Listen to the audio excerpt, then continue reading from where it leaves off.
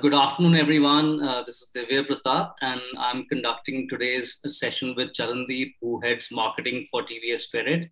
We've got Ratnesh Mehra, who heads CRM strategy as well as the GTM leader for Oracle India, and Sarvagya, who heads marketing for Oracle CX in India. Charandeep, I'll start the discussion a little bit with you. Do take us through a bit of your journey first in terms of your career and some of the challenges that you faced from a marketing perspective, and then we'll move to a further conversation on challenges that marketing is facing today. Okay, so I'm an agricultural engineer at graduation, right? And I started my career in tractor sales. So that was an interesting place to start off with rural India and sales profile, and nowhere near to marketing or something which I do today. And then working there for some time, I then did my MBA from Narsi Monji, and post that I worked with Mahindra Group in different profiles. First in corporate Mahindra for strategy and research related projects. Then I moved to Mahindra Finance, where I spent around 10 years, working in marketing and CRM departments. And then I moved to TVS Credit 4.5 years back, and I lead marketing and CRM function here. I take care of CX or CRM related programs as well as customer service. So it has been an interesting journey. Uh, in terms of challenges, there are several challenges over this journey of 16 years, but uh, I think last 1.5 years, the kind of challenges this pandemic has brought in have been very different. Getting used to the remote working culture, uh, getting things down because most of our programs are on ground, right? In smaller towns where some or other marketing activity is going on, some visibility program is going on. Of course, there are enough digital marketing programs as well, but ultimately the fulfillment of our leads is still happening on field.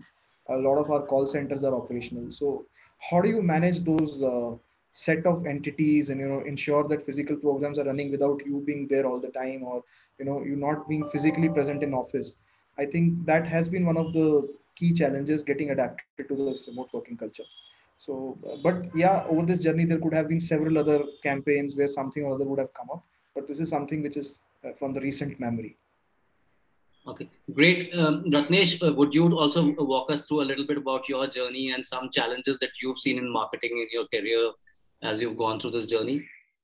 Yeah, so incidentally, Charandeep, I think I would have probably started your career very similar to yours in tractors. I did my summers with Aisha Tractors as part of my MBA from TAPME. And they offered me post that an offer to join, but they were offering me, because I was an electronics engineer, they were offering me a background to join the systems department. I wanted to join Aisha Consulting.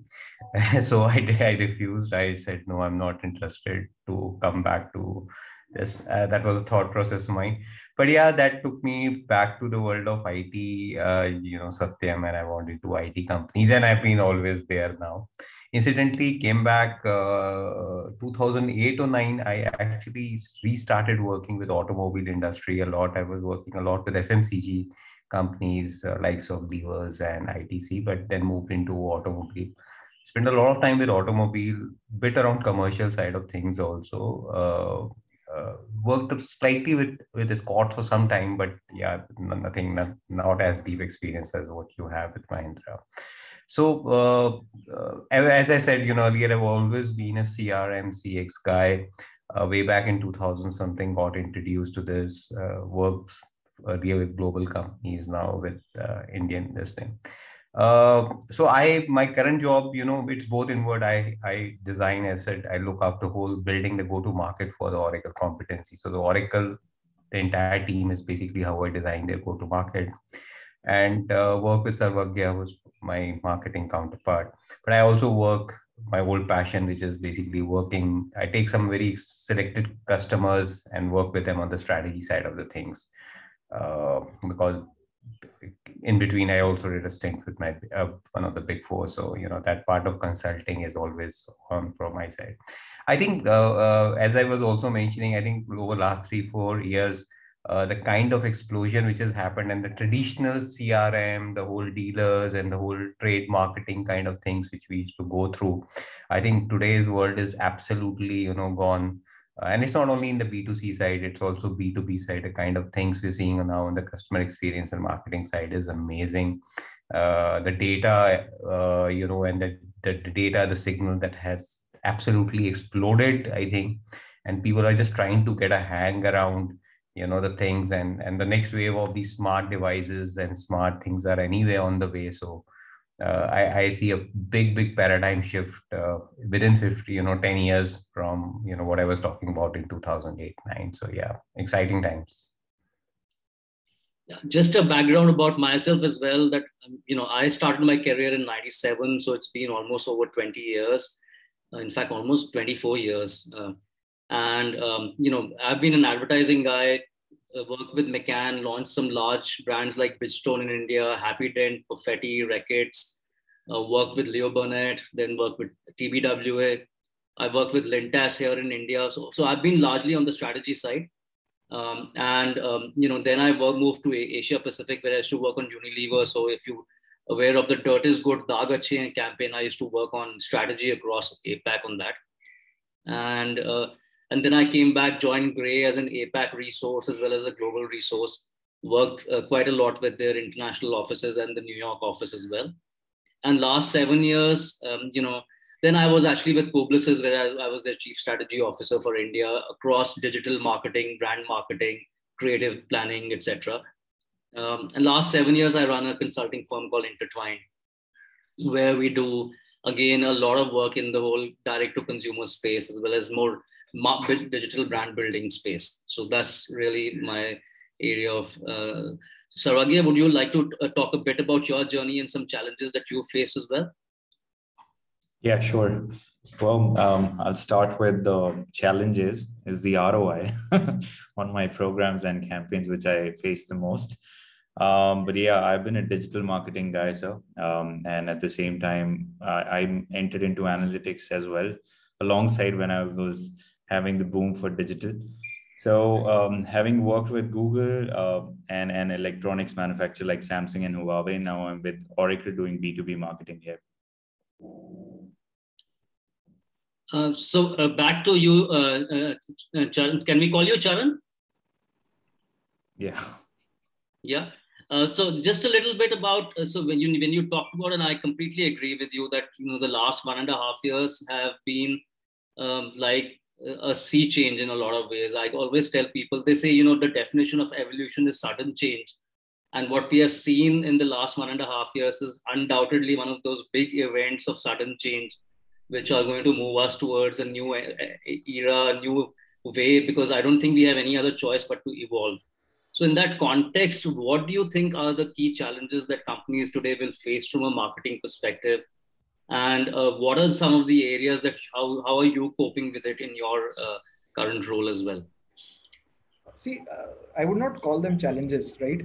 But over last 1.5 years, the customer behavior has changed a lot, and I don't think as an organization or as a fraternity of marketing, we have fully realized that change, or we have fully understood that change, right? Yes, there are obvious markers in terms of, okay, their digital adoption has gone up, and they are more comfortable. Even the guys who are not digital natives or who are not millennials, their ability to deal with digital, especially financial transactions, have gone up.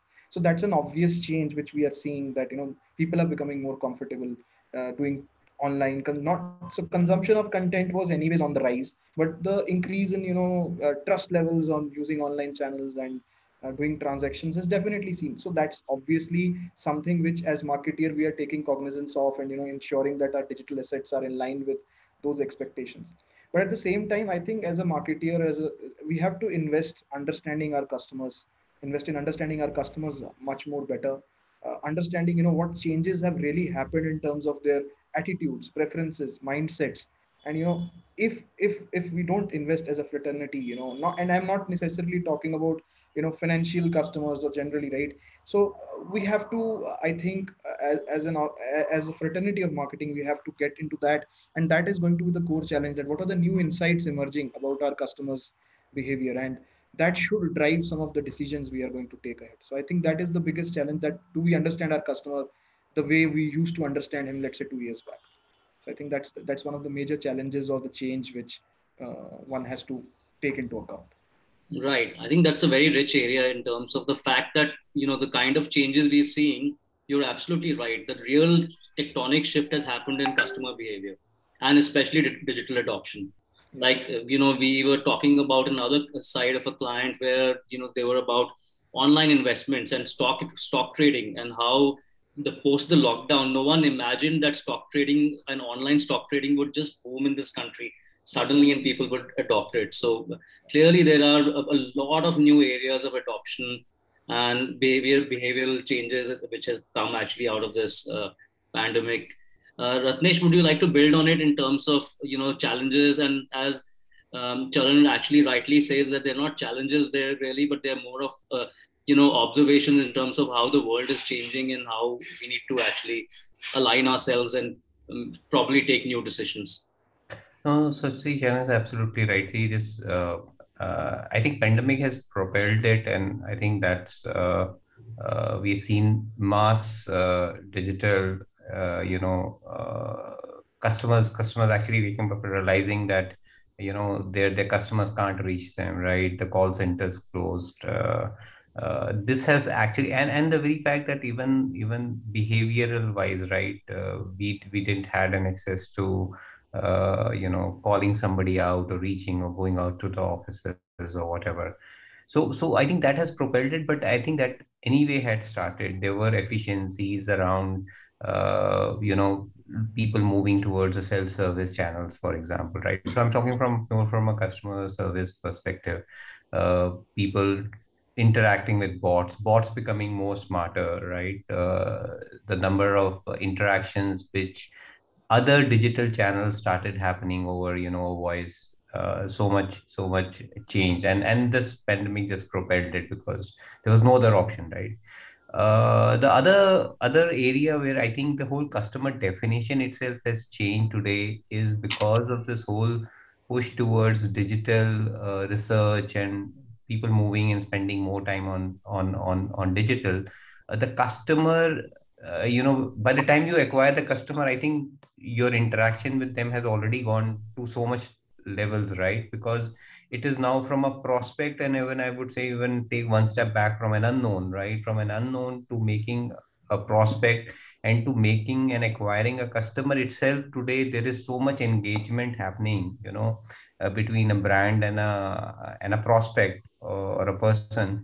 And that's the area where which has exploded, because by the time you acquire that customer, you probably already know 60, 70, 80% about, the customer has given you some pi, right? You started attacking and understanding the behavioral attributes of it. After that, it is actually a bit of a transactional data, but that entire engagement from an unknown to an acquired customer itself today, I think, is so complex and so enriching today. And it is like virtually, as I said, the customer is so demanding today, right? They want brands to know them. They want very seamless experiences. They want very good user experiences. They want a value add coming in every interaction a brand wants to do across with them. It's tough. It's not easy to get that across, but that's what is happening. That's where these insights will propel. And then once you acquire the customer, I think that whole cycle has to, because you cannot be assured that there is a loyalty or he will come back and become a repeat customer. You have to get insights to make sure the customer is with you, is retained, and then you are able to do the right value, what next steps, what next products. So I think in both the places, it's become more complex, and very, very driven by the channels and the interactions because of the digital push which has happened over last 1.5, 2 years. Charan, would you like to add a bit on that? Also, when you were saying that we are going through this era of change, and there is it's time for new customer and consumer learnings, really, and insights. And so, are there any insights, learnings that you've been able to gather in the last 1.5 year? And if there are any, are there any systematic changes that you are doing at your own level, or you feel from a marketing perspective we should, as marketers, do in terms of systematic changes from these learnings? See, as I don't want to add, but I just want to like continue the same chain, of thought. Is that as far as digital adoption is concerned, where the markers are pretty obvious and on the horizon, right? Yes, we have also invested in our digital assets more. We have realized that there are multiple kinds of digital customers, right? So there are customers who are already on digital, whom I call digital natives, right?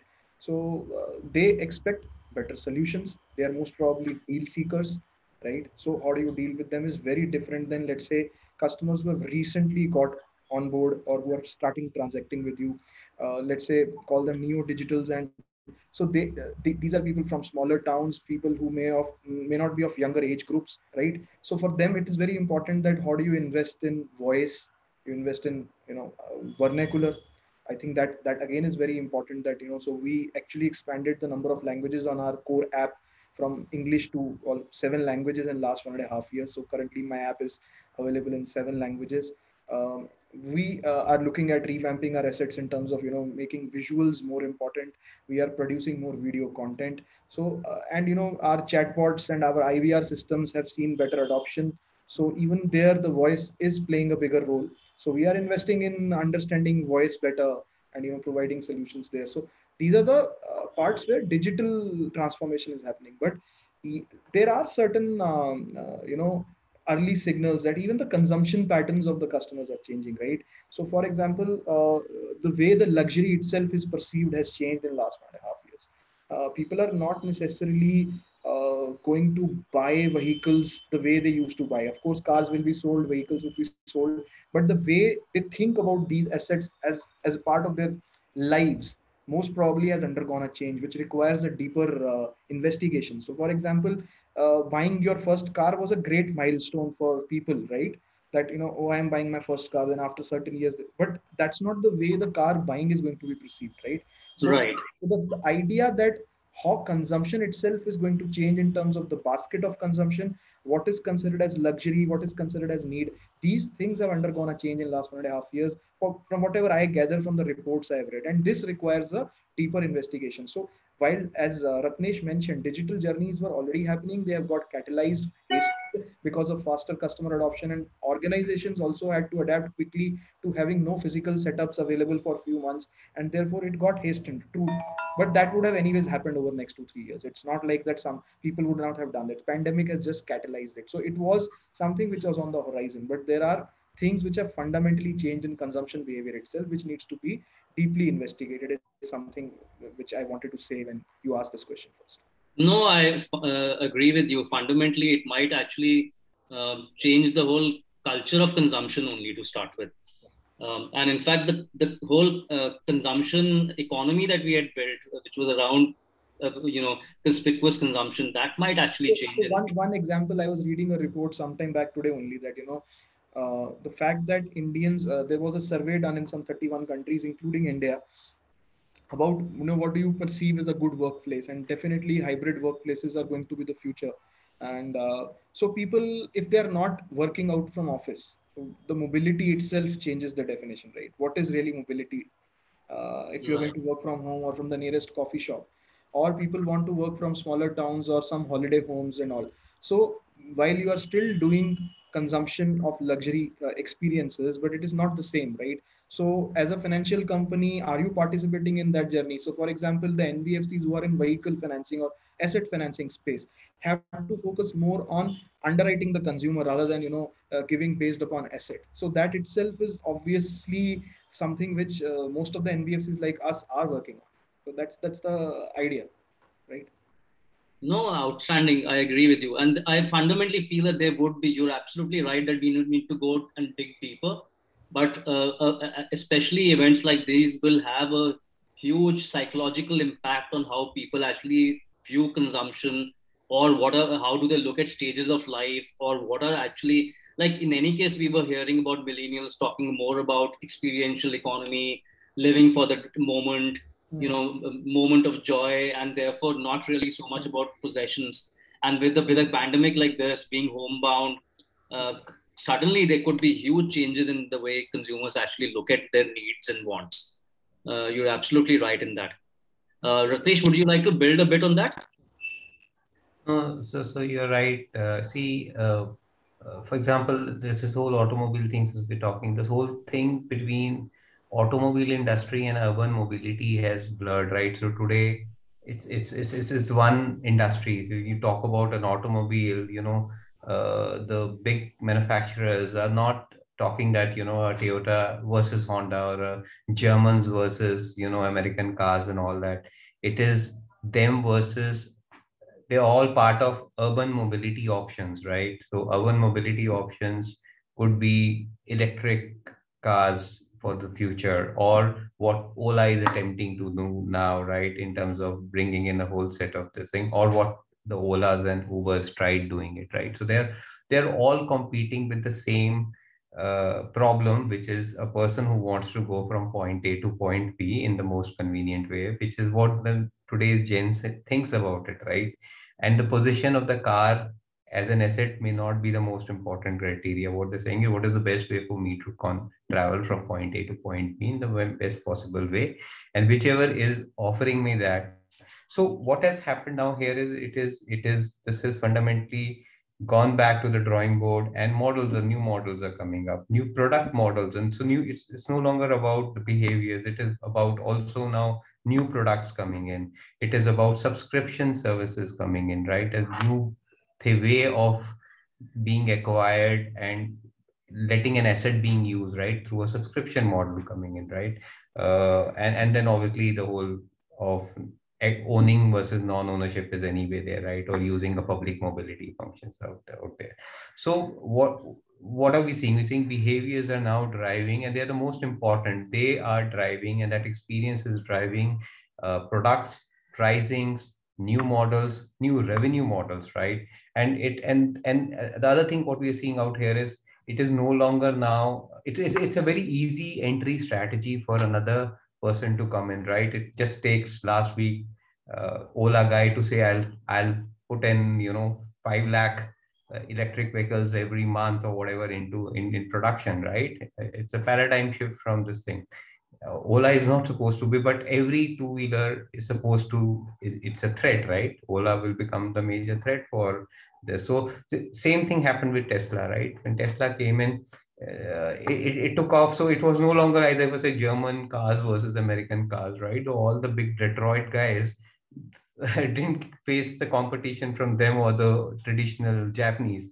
It was Tesla which uprooted them left, right, and center, and they came in with a new solution. So that's the challenge, right? You have to constantly, and same thing with financial, right? You have now fintechs coming in. So how do you compete between the new fintechs versus the traditional companies and all that? So that's where I believe this will become a challenge, and this will be where I think the experience and the person who owns the customer's thought process will be the one who will probably, and offer obviously the best products and services to manage that problem, will be the one who will probably become the leaders.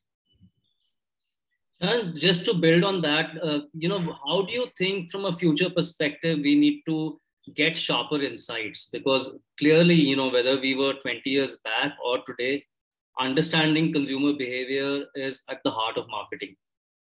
So from a future perspective, where do you think we can get sharper insights is one. And the second thing, which is one of my favorite questions, is that what do you think we should stop doing today, which we were doing traditionally, to be more future ready?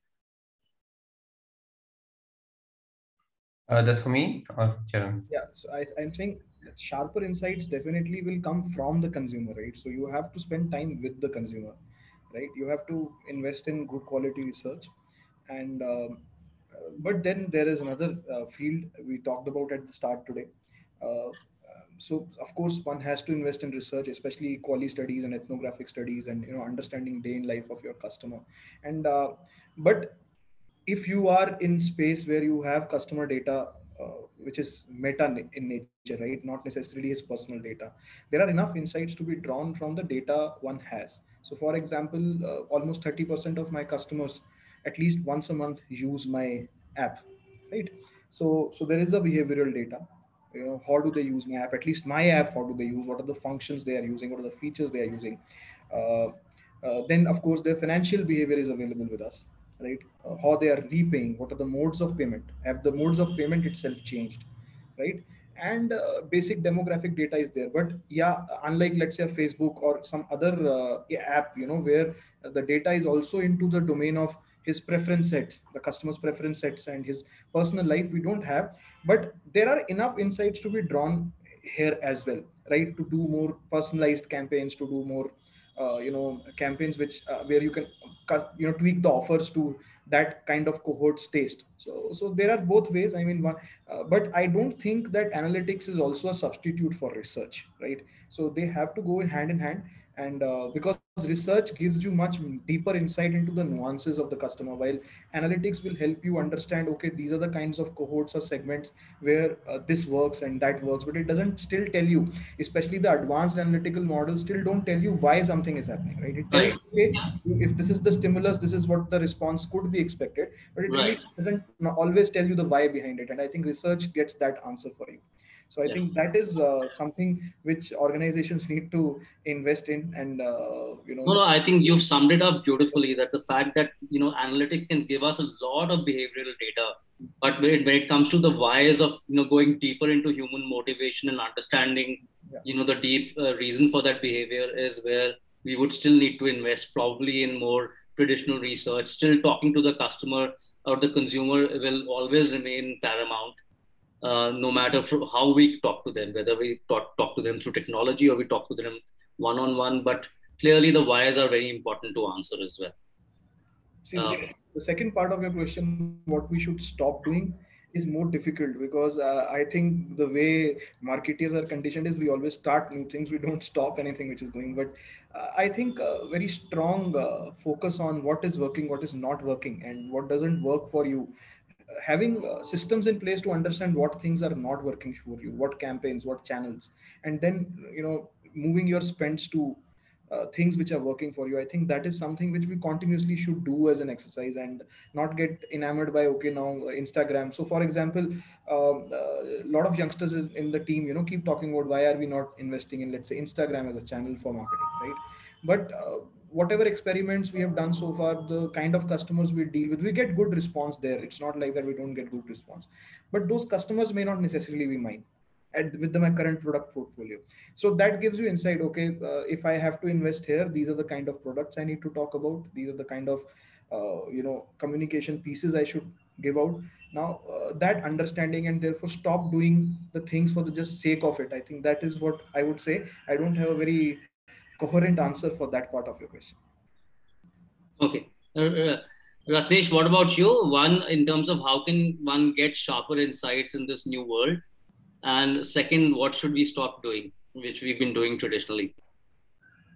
See, I think insights is directly correlational to, as you know, this is the quality of data, right? So as you said, analytics can give you, which is anyway first hygiene factor. You have to get all your departments, you could get all your organizational data in one place, and that is given. I think there is no other option where your sales, service, marketing, production, all that data is in one thing. You have a single customer understanding of the entire life journey.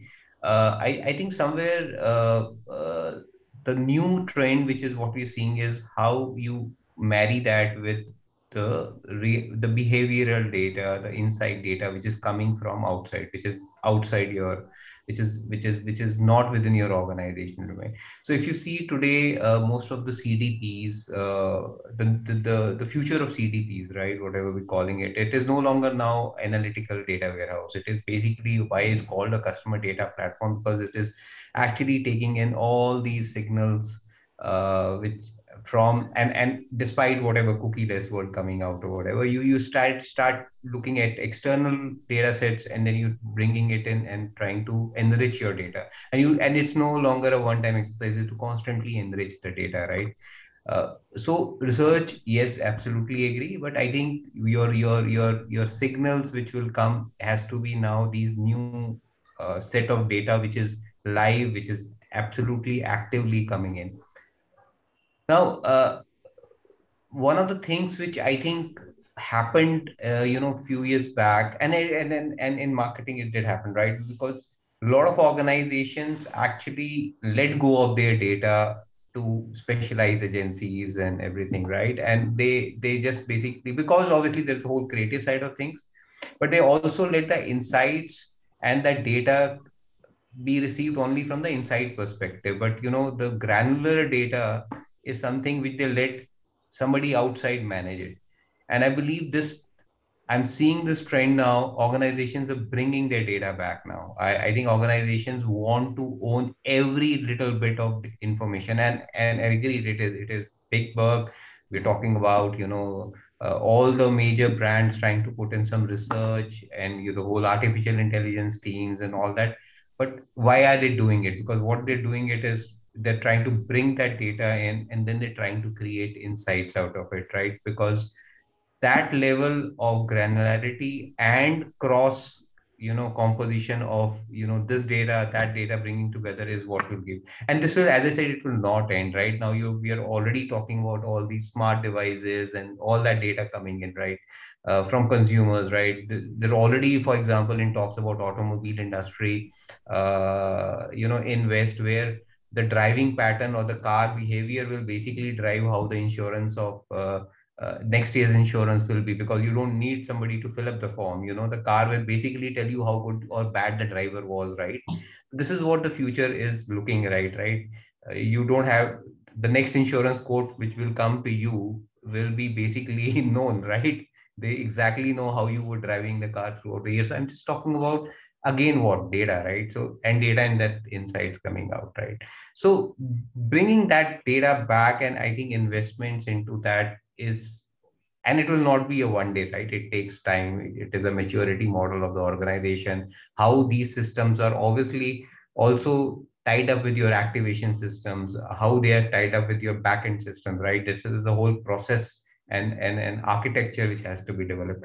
But I believe that's where organizations are bringing it back, and I think trying to create sense of it. And it is irrespective of an industry, whether it's financial services, whether it is manufacturing, whether it is retail. Very, very critical. Retail, missing so much things happening on this side of things, because consumers retail behavior has gone left, right, and center, right? Today you don't know what is loyalty. All those 100 loyalty cards which each of our wives have in our this thing, I think, can be thrown away, because the next best offer may not be coming from that shopper stop or lifestyle or Marks and Spencers or whatever and all. So how do these brands get you back, right? How do you get you back? It can't be a pricing always, right? So that's where I think some of the successful brands are bringing that data back and getting those insights. Well, you've touched upon a very rich area, which I don't think we can get into this discussion further, which is in terms of how do you really then manage loyalty in this new world. But Charan, would you like to leave us with some closing thoughts on the discussion? So I think as a financial company, most of the financial companies always has data inside. Apart from the fact that there is a bureau through which we also source data, right? Because most of the lending relies on a certain score of credit score, right? So apart from that, most of the financial companies are pretty early in terms of investing in analytics and those journeys. So what Ratnesh explained may not necessarily be true for our industry. Yeah. Fintechs and finance companies have been actually at forefront of tech investments and analytics investments. So barring that, I feel that yeah, data is important, but at the same time, few things are changing again, right? So for example, the closing thoughts would be that privacy of the customer, right, is becoming a big thing. And while we are adhering to all the norms, but what is customer willing to share with you as data is going to change, right? Already the algos of our digital channels have undergone a change where you have to spend more money to generate leads than, let's say, 2 years ago. So that's happening because customers are not willing to share everything with you until unless you have a very strong value proposition. So for every data point you capture from your customer, you have to be very clear what is the benefit customer is getting out of it, by sharing that data point. If that is not clear, if that linkage is not there, you are taking some location data, you're taking something you want to know, right? And customer doesn't see the value in it. I think that is going to change. And therefore, and there could be certain set of customers who may not want hyper personalized services, who may not want customized products, who want to be left alone, right? So that also are certain areas which one needs to start looking into, especially in products, something which are money lending, right? Which is basically not a very complicated system in terms of product, right? Product is very simple. How do you really deliver it and all? So I think that is very important as a as a marketer to understand that not everybody wants to get a personal offer, right? Some people are happy with something which works for large set of people. So that is one uh, I think thing which one must be wary of, that yeah, you should collect data, you should have data, but you should also take care that all the guidelines which are coming, and one should be ready for that situation already. The way we are reaching out to our customers through SMS and several other telephony mechanisms, some recent guidelines have come which already are making us think about how to go about it. So there will be these situations which also one needs to be cognizant of while preparing your strategy for data and its usage. Yeah, I think that's a very powerful area. Especially we really have those conversations almost in every discussion between privacy and eventually understanding that no matter how much you want to understand the customer, it can't be at the cost of the customer. And that is a very fine balance that marketing needs to definitely achieve from a future perspective, because there's no end to this data scavenging. One has to find that balance. Ratnesh, you are an expert in this area, so your some closing notes from you on this front. No, so I think I totally agree with you. And I think today, especially fintech industry is very regulated from, and governed by from a compliance perspective. I think we are seeing that as a challenge, but it's also working with some of these governing authorities, and their the way government works sometimes. But Oracle being now cloud first, and bringing the data centers in the country. So a lot of things happening on that front, because obviously the whole fintech industry and the other specific departments or other like government or public sector are under those compliances. So I think very, very pertinent point from that perspective. Security and risk is very, very important. So we are seeing organizations looking back and looking at the quality of customers, from an acquisition perspective, because as I said, the cost has gone up, the cost of engaging and making a customer happy has gone up, right? To acquire a customer and making him happy, make him, giving personalized services, giving him a value on every data he shares. So organizations are also looking at what type of customers you want to acquire, right? You can't have a set of NPAs shooting up just because you went on to an acquisition spree. So very, very pertinent points. We face this with a lot of our customers day in, day out. Incidentally, Charan, you're aware, right? Oracle, I think you guys use us for service side of things. So uh, I know from that side, and for last 6 years now. So I know that's been always a discussion on that front, using service side of things. And I think recently some of the things around the incentive compensations, some of the sales guys are using now, some of our Oracle products from the for the incentive compensation. But I'm just saying it is a paradigm shift. I still remember when TVS took that leap onto cloud. I think it was one of the first few customers who moved into a cloud kind of a thing, right? So we still see organizations today who still are the chief legal guys sit on the top and basically saying, all these innovations are fine, but I'll not go to the cloud kind of thing. So we find we're okay if we don't see some of these innovations. So yeah, it is very relevant in an Indian context, especially in fintech industry. But what we are seeing out here is a spate of innovations, spate of new companies, fintech companies coming in like by dozens, right? And I think between the older traditional companies versus these new fintech companies, I think the competitive advantage is in terms of innovation and experience. And that's where I think we see organizations who are probably able to manage the experience part of things, get the customer engagement and make them happy customers. I think that's where we're seeing, obviously, not to say the products and services, they have to be creating value for the customer, but customer is the king. But we're seeing organizations who are managing this well are giving even the new fintechs a good run for their money.